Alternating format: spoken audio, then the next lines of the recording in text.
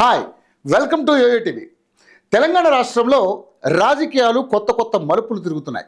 ముఖ్యంగా బీఆర్ఎస్ పార్టీలో కవిత స్థానం ఏంటనే దానిపై ఇప్పటికీ సస్పెన్స్గానే ఉంది. లేఖతో మొదలైన కుటుంబ వివాదాలు, తెలంగాణ జాగృతి పేరుతో కవిత పాలిటిక్స్లో యాక్టివ్ అవ్వడం వరకు వచ్చాయి. అయితే కవితకి పార్టీ నాయకులతో విభేదాలు లేవు, కానీ సొంతోళ్లతోనే విభేదాలు అని చాలాసార్లు కవిత అభిమానులు చెప్పుకొచ్చారు. లేఖ తర్వాత కూడా కవిత ఫామ్ హౌస్కు వెళ్లేందుకు ప్రయత్నించినా అది జరగలేదని అన్నారు. కేసీఆర్ ఇటీవల యశోద ఆసుపత్రిలో చేరిన సమయంలో కూడా కవిత వచ్చారు, కానీ కేటీఆర్ మాట్లాడినట్లుగా ఎక్కడా కనిపించలేదు. దీంతో కవితను బీఆర్ఎస్ దూరం పెడుతుందనే అభిప్రాయం వ్యక్తమవుతోంది.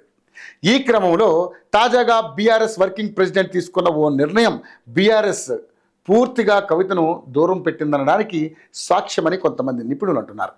ఇంతకీ ఆ నిర్ణయం ఏంటనే విషయానికి వస్తే, కేటీఆర్ సింగరేణి కార్మిక సంఘాలతో తెలంగాణ భవన్లో సమావేశమయ్యారు. ఈ భేటీలో సింగరేణి ప్రాంతానికి చెందిన పార్టీ ఎమ్మెల్యేలు, ఇన్ఛార్జీలు, మాజీ మంత్రులతో సమన్వయం చేసుకుంటూ బొగ్గుగని కార్మిక సంఘం కార్యకలాపాలు నిర్వహించాలన్నారు. ప్రభుత్వం ఏ కార్మికుడికైనా అన్యాయం చేస్తే చట్టబద్ధంగా ఎదుర్కొనేందుకు లీగల్ సెల్ సహకారం అందిస్తుందని కేటీఆర్ తెలిపారు. అనంతరం తెలంగాణ బొగ్గుగని కార్మిక సంఘం ఇన్ఛార్జిగా మాజీ మంత్రి కొప్పుల ఈశ్వర్ను నియమించారు. బీఆర్ఎస్ అనుబంధంగా ఏర్పడ్డ టీబీజీకేఎస్కు గౌరవ అధ్యక్షురాలిగా కవిత ఉన్నారు. అయితే కవితకు చెప్పకుండానే కొప్పుల ఈశ్వర్ నియామకం జరిగినట్లుగా సమాచారం. కవిత వ్యాఖ్యలు నేపథ్యంలో ఈశ్వర్ నియామకంపై చర్చ జరుగుతోంది. కేటీఆర్ తీసుకున్న ఈ నిర్ణయంతో పార్టీలోనే కాకుండా ఆమెకు అనుబంధ సంఘాల్లోనూ ప్రాధాన్యం తగ్గుతోందంటూ సోషల్ మీడియాలో విస్తృత ప్రచారం జరుగుతోంది.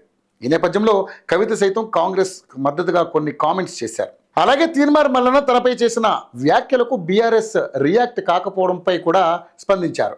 బీఆర్ఎస్ నాయకులు స్పందించకపోవడం వారి విజ్ఞతకే వదిలేస్తున్నానని అన్నారు. అనంతరం బీసీ రిజర్వేషన్పై రేవంత్ సర్కార్ తీసుకొచ్చిన ఆర్డినెన్స్ సరైనదని కవిత చెప్పారు. అయితే ఆ ఆర్డినెన్స్ వద్దని బీఆర్ఎస్ నాయకులు చెప్పడం సరికాదన్నారు. బీఆర్ఎస్ వాళ్ళు తన దారికి రావాల్సిందే అని అన్నారు. 4 రోజులు టైం తీసుకుంటారేమో, అంతే.